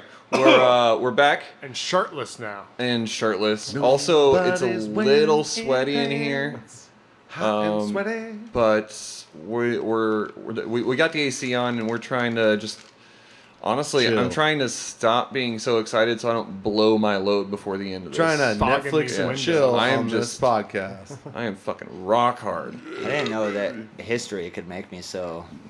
Horny for It's erotic. history. Yeah. It's very erotic. Sean, could you please tantalize me more? Oh, let's tantalize. Let's tantalize the rest of the audience as well. Oh yeah, I forgot they were listeners. I thought this was just a room we were in together. So we're going to jump ahead again here a little bit. Feel free to donate. The first section we talked about literature and porn. The second section we talked about photography and porn. And more or less I do want to bring up, and I'll say it again later, that soon as mainstream publishing became available, if you will, people could write novels and books. Immediately after that, people were like, what about sexy books? Right. Porn me up. And yo. then the photograph was invented. Literally the first photo. Not even too long after that, they're like, well, what about the nude photos? What if I take pictures of her tits? Could we see some bush? Do you want to see Yeah. my dick? But in a photo. So, pornographic film I production. would like to know when the first dick pic was. So, pornographic film production commenced almost immediately after the invention of the motion picture in 1895. Right. We haven't even hit the 1900s yet. We created a motion picture because now we got nudie vids. we made a photo, and less than 100 years later, we figured out how to make a motion picture out of all those photos. One dude was like, "What if I took a bunch of photos really fast all at once and like They were took your naked clothes off?" chicks. Yeah. It was just him No, flipping yeah, through it to it. What he Yeah. didn't even figure it. He was flip snapping through it. photos Yeah. as fast as he could with his little trigger button on his camera, just like go. Oh my god, it's so hot. It's I like- can imagine like the old flash bulbs on cameras that like kind of pop. There's like a guy changing the bulb and a guy pushing it, just boom, boom, boom. Do you remember the thing they used to have, which was like a little bit Blow of up. gunpowder? Yeah, that's what a I mean. pan, Like, it's a actually actual like flash pan. I think is what The they were bulb called. is like exploding and stuff. Like, Oh, yeah, the guy's and then like there go, go. Right. I like the idea Burning that the the cloak one behind him. I like the idea that the one guy who was like, "Hey man, I've made moving pictures." He sat down with his friend and he's like, "I think I fucking did it, guys. I nailed this thing. I fucking nailed it." And one of his friends was like, "Are you gonna do it for boobs?" Like there's always that one dude that's like So has there drunk. been- He's like, "You know what? Fuck your script. I don't. Your script is dumb. I'm sorry. It's just scripts. Scripts are so gay in this day. We're gonna go see. I'm telling you, you know we're what gonna you go should down to do? the Bowery. do tits." Yeah. We're gonna pay one of those Thomas- girls to dance around with their clothes on. Not close. Thomas Edison's roommate, We'll be rich. Jerry, in like Jersey. Gary. Like, he's like, come on, man. Like, it's cool. You took a picture of an apple. Look at boobs. Yeah. That's something we all want to What look if at. you could get boobs? Oh, shit. So 2 of the earliest pioneers were Eugene Peru and Albert Kirchner. Eugene Boobs Peru. Yeah. Jared Kushner. And Albert, yeah. Albert Jared Kushner. Kushner. Yeah. Kirchner Jerry. directed the earliest surviving pornographic film for Peru under the trade name For Paris. Lier. Lier. Dier. That Lier. L-E-A-L-E with a thing above it. A-R. Yeah. The 1896 Lier. film, which I think is great. The motion picture came out in 95. A year later, the film La Couture de la Marie showed Louise Willy performing a striptease. Nice. So they were just like you said, Nudity immediately dance. they Yeah, were for like, yeah, what if we can get this chick to twirl around with and take her clothes off? If she takes her clothes off, guys, we can make millions. Peru. We'll be the Thousands. first people who... I mean, it was like thousands. yeah, back then. you But guys, that's we'll be a still- thousandaire. Yeah. But back then, that I was was more warning me a money than $10,000 anyone ever bill. had in yeah. one bundle. That was like, wait, what? We saw this movie has boobs in it. We didn't even know Well- movies existed. Right. Yeah. Exactly. Now we can see 'em- we can see pictures in motion. Spectacle. Yeah. Right. Just like the fact that you saw a picture of boobs, now you've seen them actually moving. Do you think they understood the controversy of that at the time? Things were jiggling. I Or mean, they're just like, everybody likes boobs. You think Yeah, the it's- camera guy one time just went over, jerked off in front of it, and then Probably like not. sent it to like a girl somewhere? These are still like cowboy-esque times, so most people still were like packing pistols. well, in the development process too, you think one photo takes a little bit. Well, now they're doing a motion picture is multiple photos being spliced and cut together, or a negative for that matter. So the development process is probably like, dude, do not fuck this film up. If you're gonna jerk Oh, off, do yeah. it back there. Like, And it was, use the jerk shield. It was that whatever that shit was, that the silver nitrate, right? So it was like hella flammable, too, right? Hell That's the yeah. film that they were using. yeah, oh was- yeah, that's Glad everybody The whole smoked smoke barn back is then. burning down what was that? around you. Oh, Inglourious Bastards. Yeah. Where the fucking movie theater owner like lights her pile if of film your on amateur fire and porn just kills burns your everybody. barn down, well, at that day you probably had it coming. It Like, was just like Tony walks in with a cigarette and ruins like everything. like no. Well, not to mention they had to have, I assume, dark rooms for these too. So Tony walks in with a cigarette. It ruins the film immediately because it's all been exposed to light now.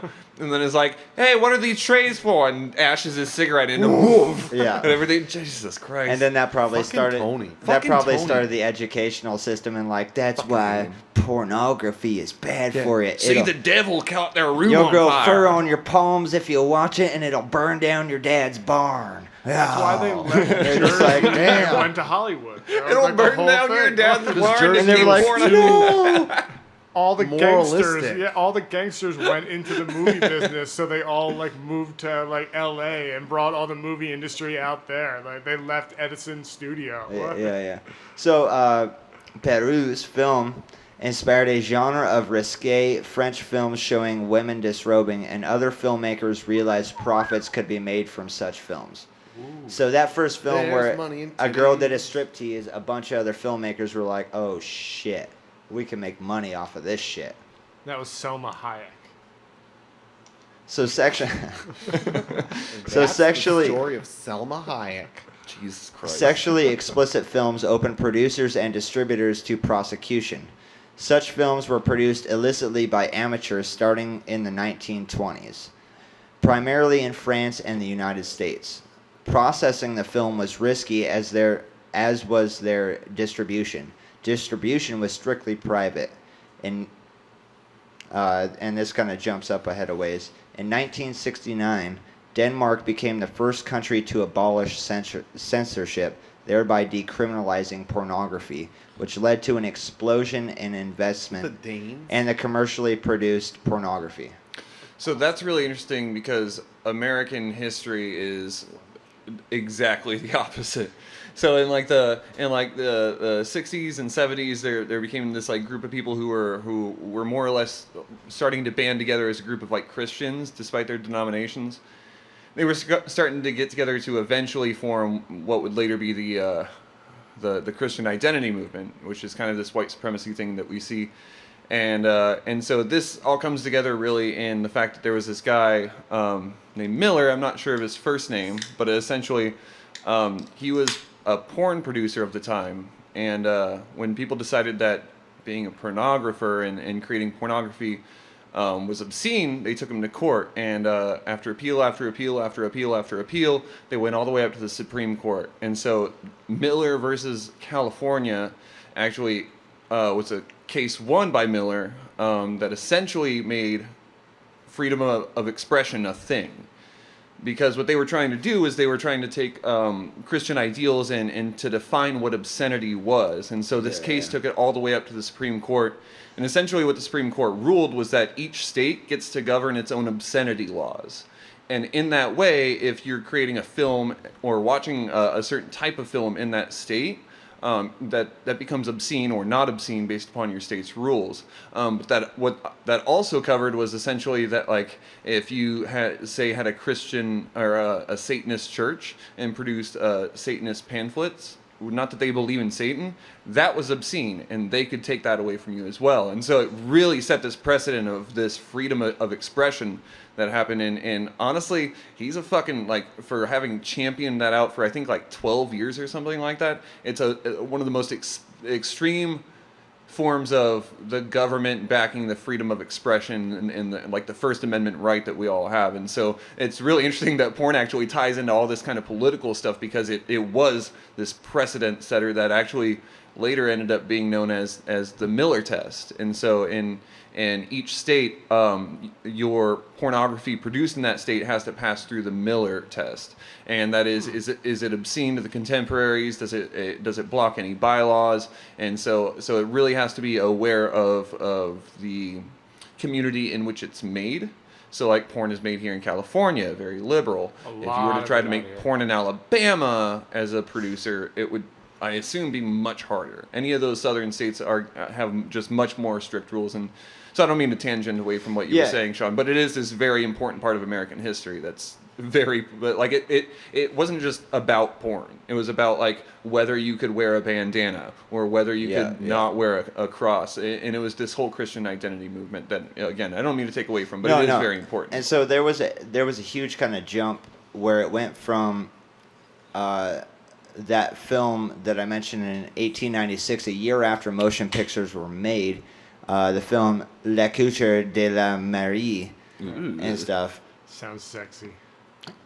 In 1896, all the way up into pretty much 1969, that there was just this, like, wide, vast array of amateur porn, or amateurs making pornographic material. Yeah, you couldn't have a studio. Yeah, no, they couldn't really do stuff, but also being able to make a motion picture wasn't widely available.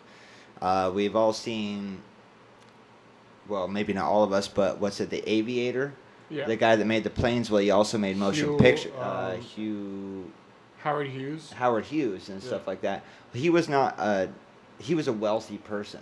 Yeah. And what I get at by that is, for a long time in the early 1900s, you had to be a wealthy person to make films, and it was kind of a risky thing. So getting into a risky subject of motion picture making, and it already being risky to get in that endeavor, was kind of hard and stuff like that for a while. It took a bit before the development of motion picture making became a little bit more accessible. Yeah, the buying the film was cheaper. Renting out the film projectors was a little easier because now there was an established kind of infrastructure. The technology for that. Yeah, and so things became cheaper, easier to produce. They knew how to do it better. Yeah, and so gradually over time, I imagine. That's why organized crime took it over for a little bit. Well, and think of this, like, what is that, Moore's Law, or has to do with, like, Megan's Law. No, the advancement of technology, right? And don't quote me on the Moore's Law thing, but, like, technology advances on a gradient curve. So the more it advances, the faster it advances. And you know what? 100 and 30 something years ago, or 124 years ago, was the first like pornographic movie, and today I could make my own pornographic movie with my cell phone. No, and that's And While on the phone with your parents. Right. like, and that's Sam's Patreon. If you donate to that, donate right to my now, Patreon, please. and so I guess what I was getting Yeah, pay at for all in these cameras the somehow. history of porn is, so there is a big gap that I left in here of like the first film a year after motion pictures were made, like actually made and stuff, showed a woman strip teasing. Now jump ahead a little over 70 years, and Denmark decriminalizes pornography pretty much. Well, Right. that's when the trend happened. It wasn't necessarily the United States and how this relation of what is and who had availability, but it was the fact that like technology was advancing, and at the same time laws changed, because it used to be highly, highly illegal to have any pornographic material or anything. You get prosecuted for it. But then Denmark said, screw it. And the United States took a, like, well, if Denmark said screw it, well, we're saying screw it. And that's where it kind of leads into the... Dominoes. That's wild that we'd follow. Is it the Flemish? Are the people in Denmark? Yes. Right? And And they but, speak Flemish. I mean, there? that's been voted like the happiest place on earth for like the last. Listen, they call themselves the Flemish. Like it's such a free spirited name for. It one feels like they go people running in anyway. woods and wear like little Clogs meadow, like little meadow crowns, you know, that are made from like the flowers in the field. Flowers. And Yeah. they're just I happy think of and Hansel nobody and Gretel. cares I know if it's you're German, naked or but- not. Yeah. Well, I see Where with is pornography, when it comes to a world's sake, Asking for a friend. that it's almost kind of like the weed trend in the world, the marijuana trend, of a lot of the world is waiting to see what the United States is going to do with decriminalizing marijuana, and when we do, the rest of the world is going to follow trend. So we kind of did that to a pornographic view, where we Dutch were did like, that, you we're know, like somebody's well, gonna do something, and Denmark was on the trend of that law for that, regardless of how involved they were with it. They were on the trend of that, trendsetter. and they set the trend, so we followed after that. Right. Well, with that, Thank God for the Flemish. Thank God for the Flemish. And Amsterdam, man. so That's in a different country. And if you're at home thinking Yeah, about how their for name weed, sounds like phlegm, I want you to just go fuck yourself. So in '69, Denmark became the first country to abolish censorship, which decriminalized pornography. However, it continued to be banned in other countries and had to be smuggled in, where it was sold under the counter or sometimes shown in members-only, quote, cinema clubs. Various groups... Stag clubs. Yeah. Yeah. Various groups within society have considered depictions of... secret societies too. A lot of them Secret are just all societies about of porn. swinging Man. titties. Yeah. Various groups within society have considered depictions of a sexual nature immoral, addictive, and noxious, labeling them pornographic and attempting to have them suppressed under obscenity laws, censored, or made illegal. Such grounds, and even the definition of pornography, have differed in various historical, cultural, and national contexts. Social attitudes towards the discussion and presentation of sexuality have become more tolerant in Western countries, and legal definitions of obscenity have become more limited. Beginning in 1969, the same year that Denmark decriminalized censorship and pornography was decriminalized, in 1969, Andy Warhol put out the movie Wait, Blue... what year? 69. Yeah, okay. Put out the movie called Blue Movie. The first adult erotic film depicting explicit sexual intercourse to receive wide theatrical release in the United States. Holy fuck. And he So was lit- probably so bland when he was talking about it. So literally, Denmark Andy Warhol. What a hack. And then Denmark abolished censorship in '69, and immediately Andy Warhol was like, "We're getting people to fuck." And then 4 years later, Christians in America were like, we really should try to ban that. Damn and it. what I do want to make a note about the Miller versus California to all our listeners. I don't know everything about that, so if you are curious about that, go and investigate more, because some of the details I was talking about, I could have gotten a little wrong. So That's what you find in the comments. So with that movie, it was followed by what they call the golden age of porn, which is 1969 to 1984. Yeah. In which the best... That was right after Boogie that Nights. fucking... That's how we got Sylvester Stallone. In which, the golden Italian age... stallion. The golden age of porn is considered the best quality pornographic films, the golden age of porn in which the best quality pornographic films became part of mainstream culture. So Hell now in mainstream culture, you could find high quality pornographic material, and it lasted for a year. It wasn't like something that was hard. It was underneath the whatever. No, it was out there. You could walk You could into the just go sex to- shop, You could just go to walk right up to the porn Times mags. Square and walk in and see a movie. Is You this can where you mount get up- like Nugget magazine? Love a good nugget. So Oh, I did find out. I found the thing you Trucker were looking porn. for. okay. The film was a seminal film in the golden age of porn, and according to Warhol, a major influence in the making of Last Tango in Paris, an internationally controversial erotic drama film starring Marlon Brando, and released a few years after Blue movie was made. God damn. So they're So- just getting Oh yeah, graphic with it. right. Like Denmark abolished censorship. Andy Warhol took hold of what it, and year Marlon Brando was like, "Yo, what about me? I got a nice dick." What year did Denmark abolish? 69. 69. It's hard to think of Brando not as what is it? Island of Dr. Moreau. Or Apocalypse Now? You know, Are you shitting? And it's interesting. So you asked. I had Sam look up when Playboy was created because I'm curious on the date as how this aligns up with what we've talked about. The first issue of Playboy was published December 1953. Ooh. So. Well, it was a about gentleman's Hustler. magazine. Yeah, but it was still, it had some. For sure, here's an issue for sale on eBay for $2,500 plus $4.99 shipping. Like, Pretty fuck cool. you, asshole. So Pretty cool. what I Make was it fucking 25 and call it good. so that makes it interesting. You said 53 is when Playboy came out. So And literature. this looks like first issue Marilyn Monroe.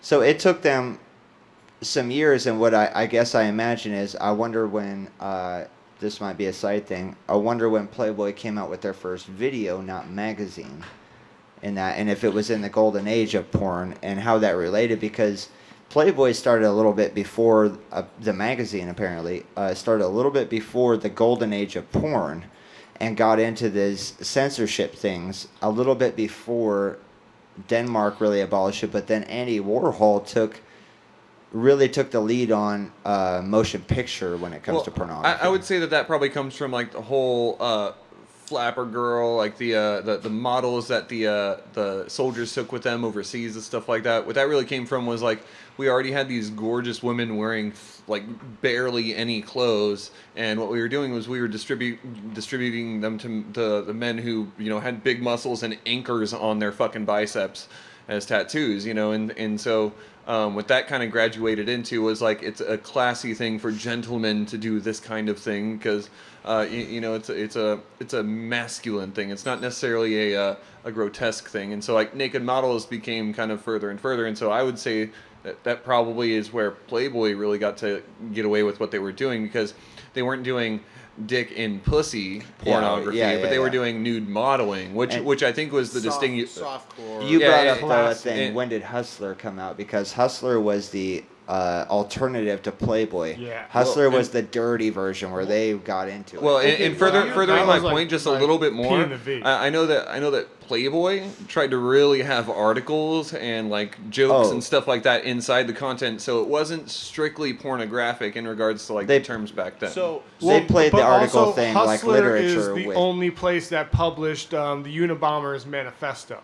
Jesus Christ, I forgot about that. Yeah, like it was on the front line of a lot of different things. Like other So than if you can real quick, when did Hustler come out? 74. I looked it up. 74. Yeah, Okay, right. so that right in the golden age. So Yeah. So you remember the movie Taxi Driver? Yeah. Vaguely. Right. Do you remember the scene where he takes the chick on a date to the movies and he brings her to like a nudie movie, and they Yeah. show, or pornographic movie, Yeah. and they show some of the footage of the thing, and to me, I always thought, well, this is like a weird little bit of like saved history, because it wouldn't make sense. They were just using one of these movies. You know what Yeah. I mean? They didn't make a second movie to show inside. They were using this something movie, that was you know what already I mean? showing. Right. Yeah. Right. Exactly.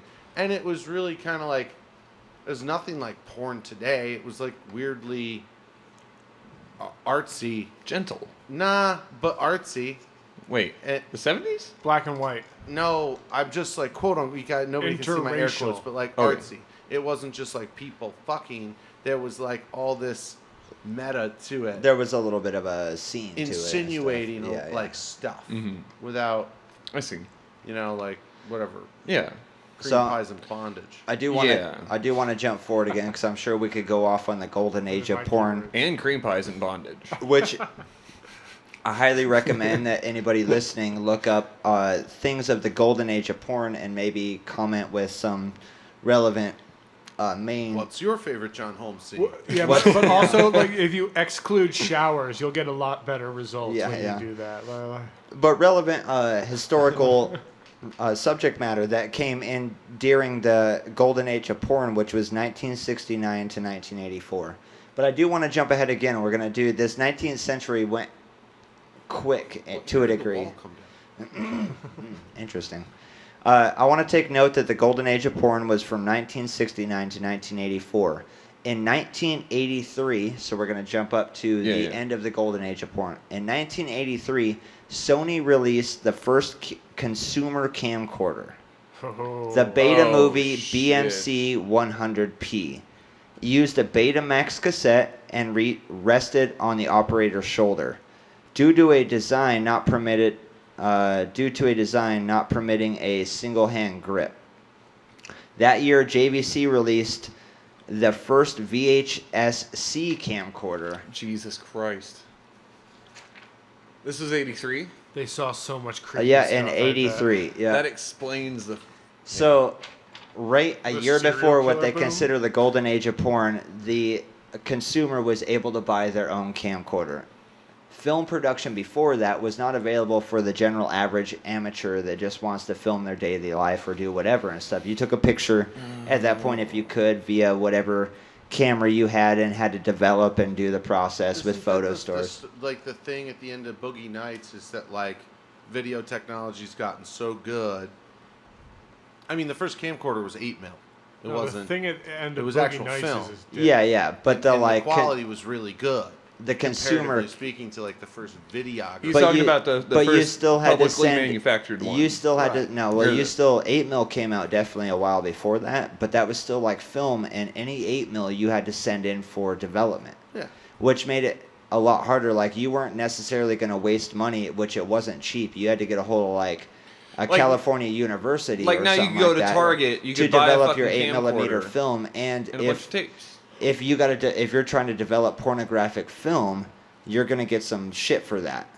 It was a law, I do know, for quite some time into these earlier generations that you couldn't actually have any film if you took it to a film development processing center or whatever, Yep. like a place, that you could have, if it showed anything of penetration, it immediately got destroyed or set aside and the authorities called. And this was when I was in high school.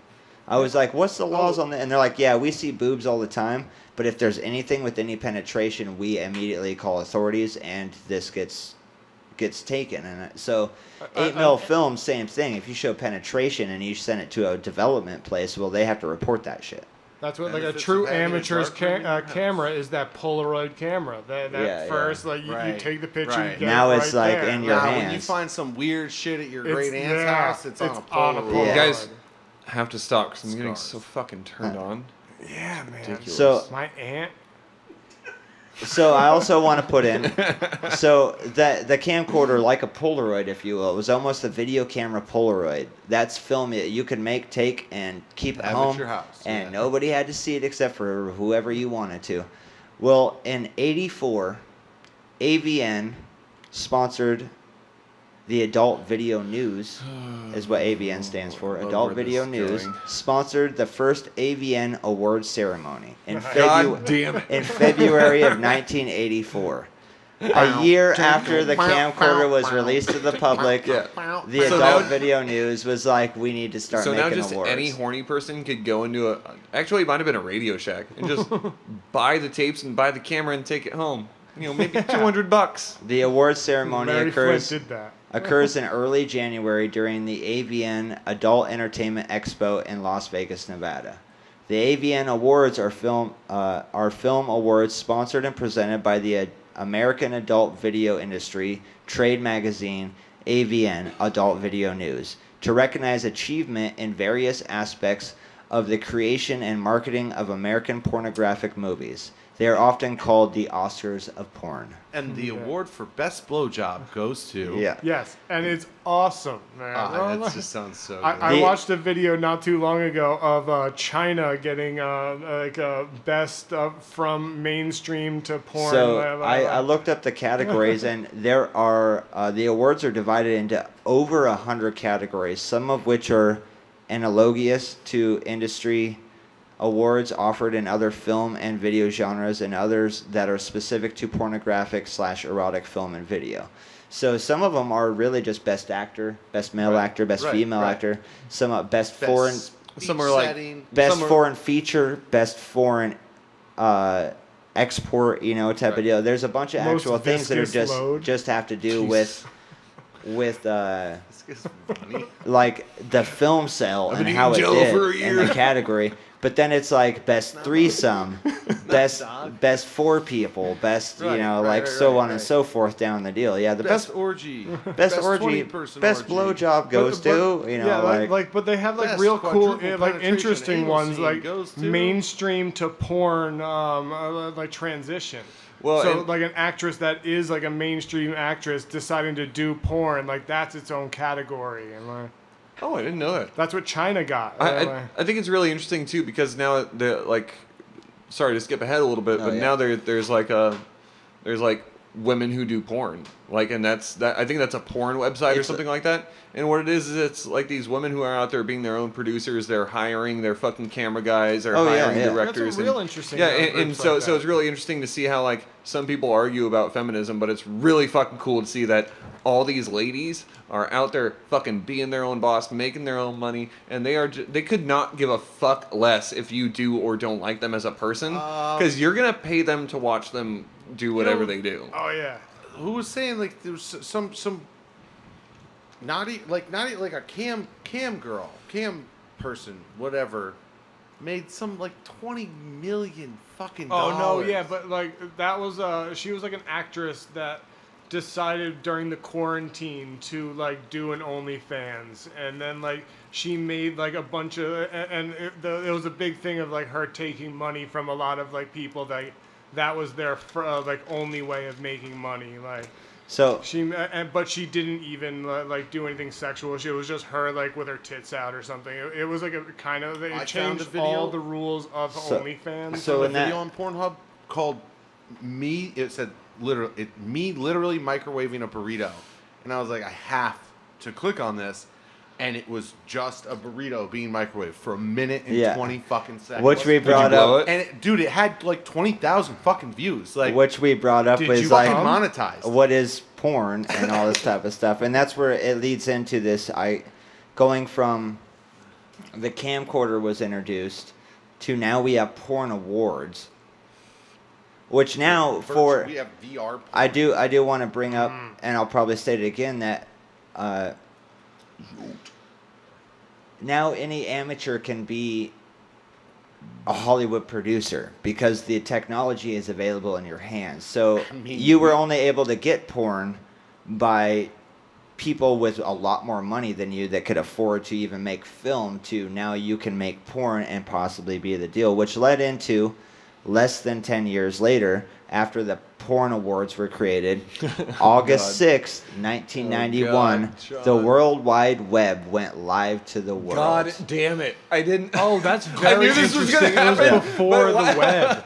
I discounted it entirely. www.humansin.everybody. God damn it! So now, Howard Stern. and this is something I wanted to throw in there was, like I said, now any amateur that can buy a camcorder publicly available for not too much money can start making their own Hollywood production, if you will, that gets awards on TV that you've heard of, to you now having a platform, because amateurs don't know how to put out a movie. Now, when the internet came out in 91, everybody's got a platform to put their movie on. Now everybody's got a place they can submit it and see where it goes. Right. So my last little bit I'll add here is, so the golden age of porn went until the consumer camcorder went public, and anyone and everyone could film their own pornography. At the same time, an award ceremony started, and that made it seem like a huge film industry thing. Everyone thought they could be the next big director and bought a camcorder. Well, they couldn't make movies, so they tried pornography.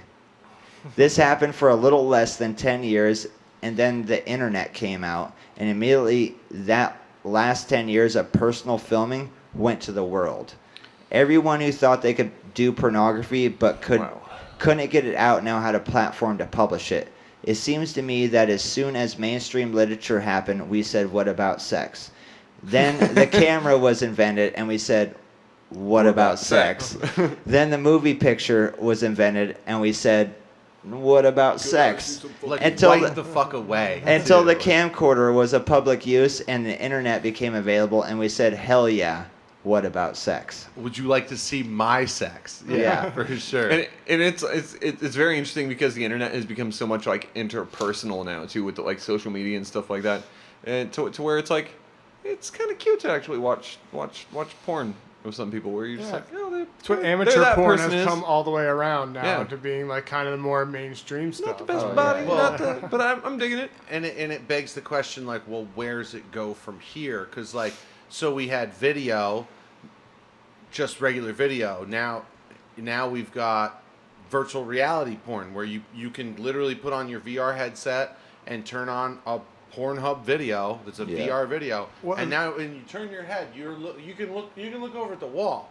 You don't even got to look at what's going on, because the guy's got a 360 camera on his head. I've seen these addendums to that where they have like this like pocket pussy device that they put on, and so they'll just lay there and like look around and watch the. Like one of them's got like So- the headband but- like cameras that go all the way around, so you become the guy. Right. And then, like, Right. Oh, yeah. Right. Point And- of view, Weird. or Yeah. POV porn or something like that. Point of view, Porn of view. point of view, but also Idiot. 360 virtual reality. So like you are deciding what part of the screen or the environment you're even looking at, and if that's where we're at now, then like obviously the next step is something more, like you were bringing up, like having like a thing you attach to your body to physically stimulate yourself. Well- and obviously at some point, like, just jump far into the future. Now we've got like the Star Trek holodeck, where you've got a physical hologram that you can interact with. When does it stop being porn, and when is it just electronic masturbation? So this has been a great episode. What I do want to leave tonight with is that like it sounds like we could do a cross episode between our technology episode and porn episode, because it's the whole world is changing, as we know, due to technology, and there's a lot of shit that's going to change in the next 10 years while we're alive, and so it's really interesting to see where things are going. There's even like these We've seen fucking how- little dick robots that pound into people. You know, there's these body fuck pussies that machines, you The can weird get. Japanese like sperm donation machine thing. Yeah, yeah. Like for people who are too Silicone nervous to apes. masturbate. And we've got into a these cup, silicone bodies, and we got all this different stuff, and so like honestly, we're gonna have to cover the All the technology shit. of porn in another episode. Yeah, But for what sure. I do want to end on with is that I finally blew my load, guys, and I don't think any of you guys noticed. So I'm really proud of my. Do you see the stain? No, we have a Not- table around us. I'm That's not- what I not love super about proud this. of it, I've but- been And the jerking toilet off since paper. episode it is where we're going to 13. be ending tonight's episode. I want to thank Shawn for just the steamiest episode I think we've ever done. That's Thank you why for having me as host. Yeah, thank you for producing the sound and everything. If Joe and Daisy, Joe Daisy and Joe Sam and Daisy's here. could just calm down. Joe, thank you for being here and just contributing your always red eyes and stone. There is one like quick observations. little thing that I don't think you have a question. No. No, we got to close it out. We're getting time for it. Let's write it down. It'll be on our next episode. It'll work in the technology episode. Mr. Sam. What up? So horny now. Yeah, you're doing pretty rock hard. Real turned on. It's been a sexy episode. I want to thank all you guys at home listening. I hope that It's been a really fun episode, Sean. thank you, Shawn. Yeah. Yeah. And I hope you guys at home have enjoyed it. Honestly, I think we have all had comment. fun doing this. Yeah, comment on this shit. Tomorrow, or not tomorrow, rather, the next episode will be the end of what we're doing as a little series break. And so next week we're going to be covering, I don't know if you guys remember them, but America's Frontline Doctors. Ooh. Yeah. Okay. Demon sperm. All Weird, I can picture is weird, sexy nurses. Weird Wait, medical frontline ideas. doctors and demon sperm. Yeah, well, they call them. Satan's attack. So they're a bunch of like pseudo libertarians, and they did this press conference about a month ago that I really wanted to cover, but we started the co-host takeover, and so yeah, next week we're gonna be having a little bit of fun She with talked at kind the of Republican convention. laughing didn't at. Yeah, she did. Young Yeah. Republicans. So next week is our next episode is gonna be our season finale. It's gonna of be the this finale. section. We're gonna take it could be a month break. We're not Could be a really year. sure. No, it's not gonna be a year.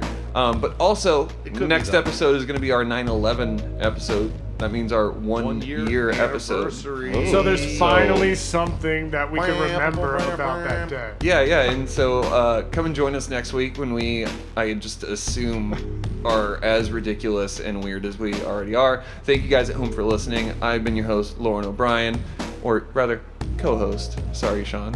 And it's been LOB. Black Sheep and Bad Apples. We'll see you guys later. Ow. Bye.